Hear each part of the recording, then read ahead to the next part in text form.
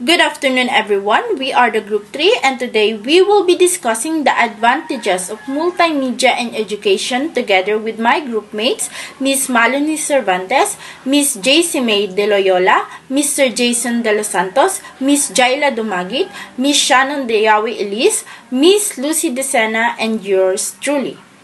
And here's our objectives: to know some advantages of multimedia in education, to be able to understand how multimedia in education addresses the diverse learning styles, preferences, and needs of students, and to gain knowledge on how multimedia can be used as an effective tool to enhance the learning experience for students.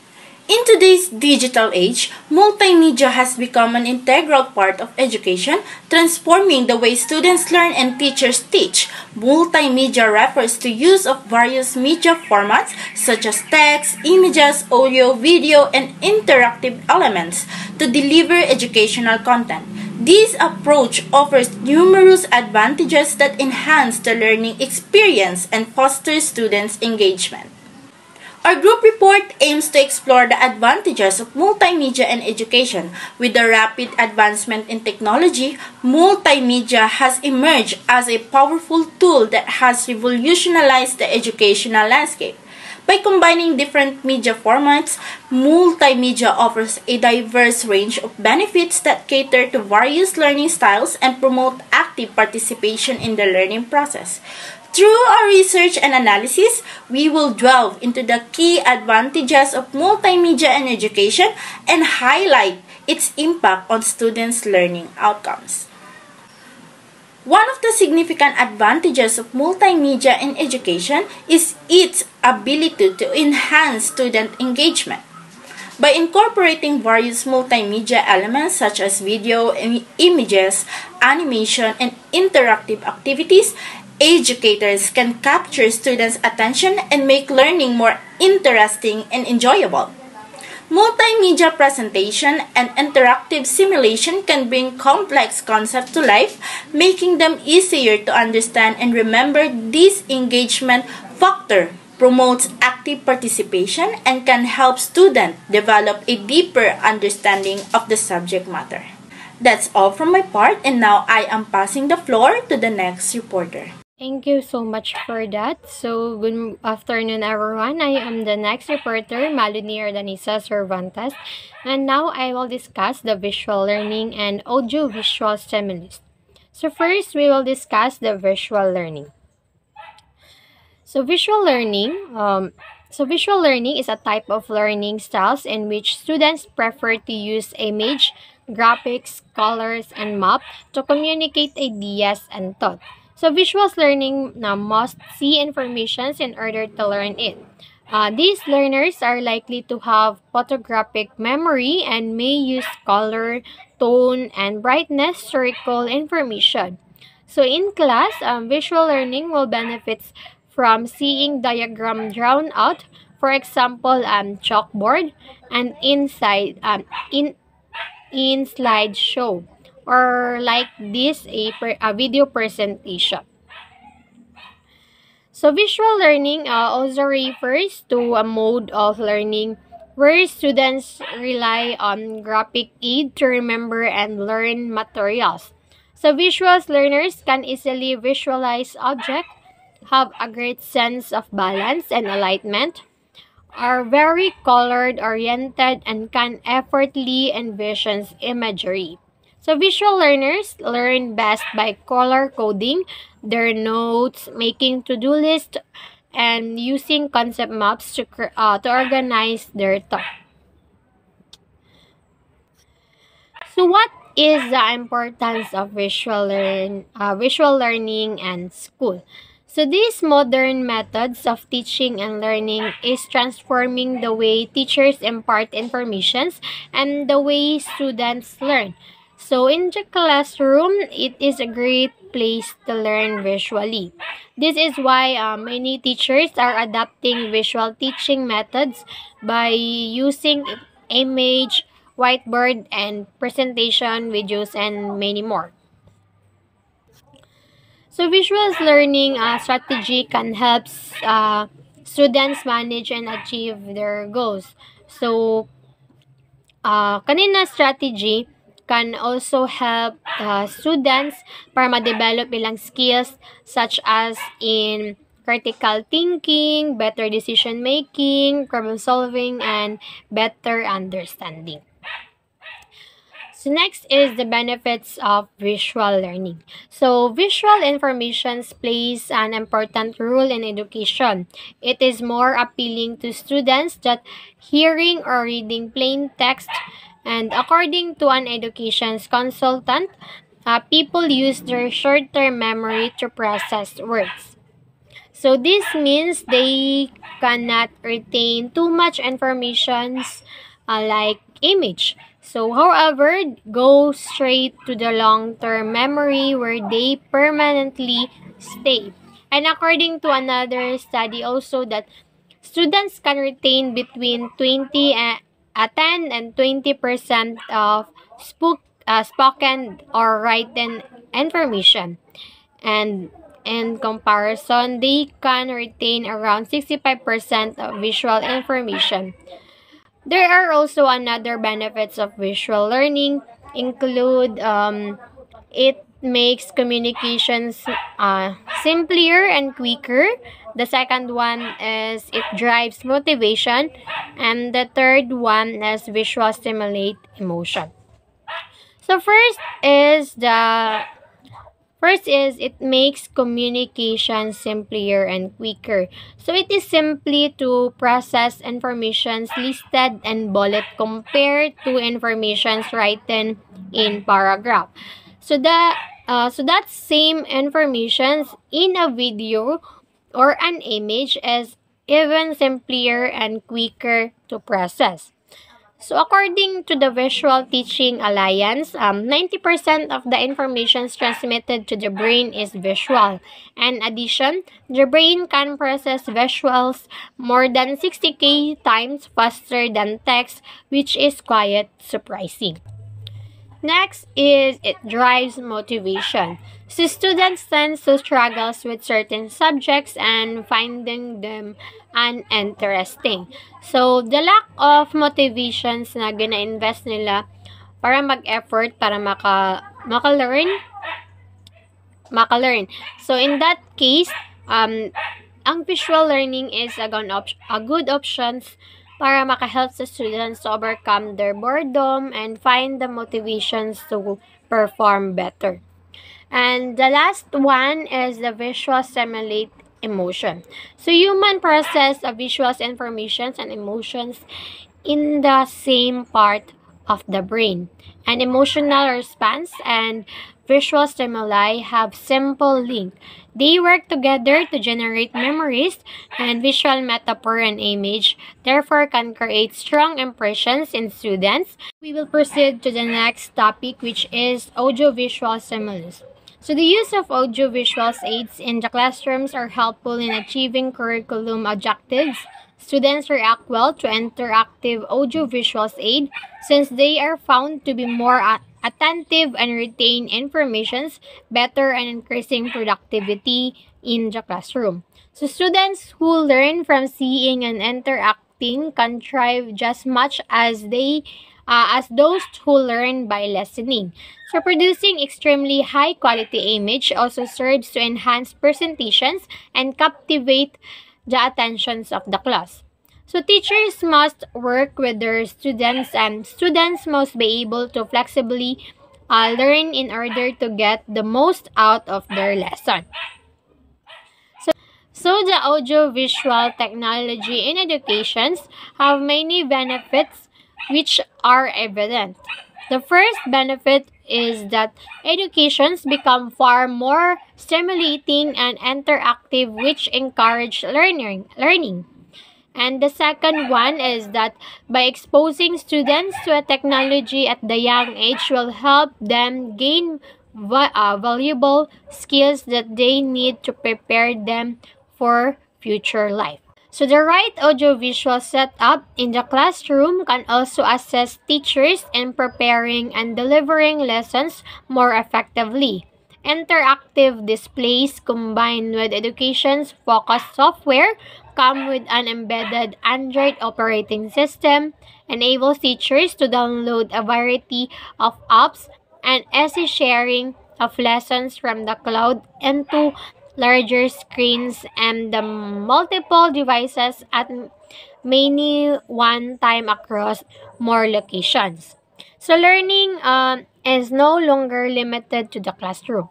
So the ability to integrate with BYODs or bring your own devices such as tablet, mobiles, laptops, and video conferencing technologies are fast charging the audio visuals effectiveness and learning. So teachers can create engaging learning lessons and can incorporate numerous items into a lesson plan such as website, image, music that students can interact with once against improving collaborations among students and teachers. So that's be all for my report, and now I will passing the floor to the next reporter.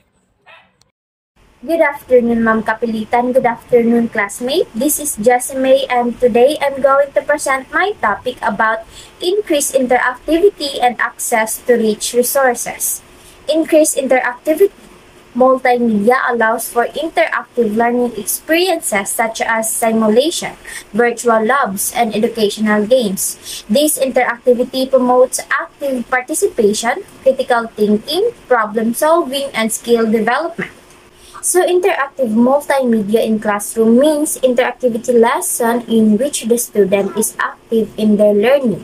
So educational psychologists have found student-centered learning is often more effective in encouraging active student-led learning. So interactive multimedia also make a bite-sized learning possible. So in addition to engaging students who are raised in a hyper-stimulated environment, interactive learning sharpens critical thinking skills, which are fundamental to the development of analytic reasoning. So interactive multimedia tools promote an active learning from children and are particularly essential in the areas that children struggle with. So encouraging them to have a go at solving learning problems themselves and teaching others members of the class when they understand the lesson. So next we have the access to rich resources.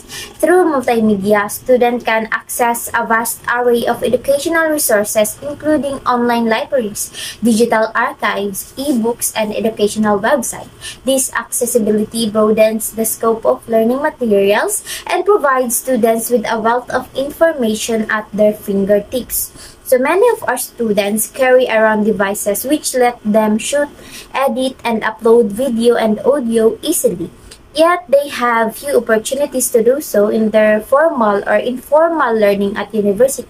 So this is changing, however, with more staff exploring ways to allow students to create and share video and audio as part of formative or summative assessment. And that's all for my part, and now I will pass the floor to the next reporter. Thank you. Good afternoon, everyone. I am Jason De Los Santos, and I was assigned to discuss the advantages of multimedia in personalized learning. First, it improves retention and understanding. Multimedia can make learning more interactive and engaging, which can help students better retain and understand the material. For example, students may be more likely to remember a concept if they see it when they see it, demonstrated it in a video, or if they can interact with it in some way. Second, providing access to diverse learning styles. Different students can learn in different ways, and multimedia can provide access to a range of learning styles. For example, visual learners may benefit from video or graphics, while auditory learners may prefer audio or podcasts. Third, enhancing collaboration and communication. Multimedia can be used to facilitate collaboration and communication among students, both within a classroom setting and beyond. For example, students can use video conferencing tools to work on projects together or to share their work with a wider audience. And fourth, the last one, improving accessibility. Multimedia can help make learning more accessible for students with disabilities such as visual or hearing impairment. For example, closed captioning on videos or audio descriptions, or images can make content more accessible for students with visual impairments. That's all in my part, and now I'll be passing the floor to the next reporter. Good day everyone, I am Jana Dumagit and my topic is collaboration and communication. So what is this collaboration and communication itself? So communication is the exchange of information to achieve a better understanding, while collaboration is the exchange of information and things to advance the state of a collaborative product. So why this collaboration and communication is one of the advantage of multimedia learning? Because what each one shares at the core of each is the exchange of information. Collaboration just adds the goal of moving a collaborative product forward, but without communication, collaboration cannot happen. So why is it important to recognize that communication and collaboration are one and the same? So communication always allows relationships to function, and the functioning of those relationships allows collaboration to not only occur but to be productive. Collaboration improves the way your team works together and problem solves. This leads to more information, innovation, efficient processes, increased success, and improved communication. Through listening to and learning from team members, you can help each other reach your goals. For example, the embedded learning. So embedded learning or simply means learning while doing. Collaboration embeds knowledge more powerfully through listening and sharing. A student is more likely to remember something learned with and from a peer than something broadcast from the front of the classroom. So that is for collaboration and communication. So next is real-world connections. So what is this? So real-world connections draw from or upon actual objects, events, experiences, and situations, concept, problem, or issue. Sometimes real-world connections are about content and sometimes they're about skills. So in learning, real-world connections are lessons that involve actual experiences, events, or objects. It's also known as experiential learning. A very simple explanation of this real-life teaching technique would be the use of apples rather than numbers to teach addition. So when learning incorporates real-world connections, it gives students something to care about. Teaching with real-life examples also gives students a chance to make a difference in their communities. Connecting course content in a real-world examples can help students to understand more what you are teaching, and this will also help your students to engage in your class and in your community, for they will be more observant in their environment if you keep using real-world example. So that's it for my part. I will pass the floor to the next reporter. Greetings, I am Elisha Nandiawe, reporting with regards to the idea of multimodal learning. We want our learners to enjoy and be effective in teaching. So when we say multimodal learning, this talks about the use of multiple media or mediums to enhance the educational experience. A wide range of multimedia elements including textual content, video presentation, audio fragments, Q&A forums, taking photographs or group photographs, as well as engaging visuals like taking selfies and surveys are all potential choices. The main point here is that educators should strive towards enabling multimodal learning through the strategic incorporation of varied modes of interaction, including visual, like infographics, video, parable, portrait, or more, auditory, for instance, podcast, radio, to have face-to-face collaboration, and kinesthetic by demonstrating, performing, collaboration. These modes engage learners with content.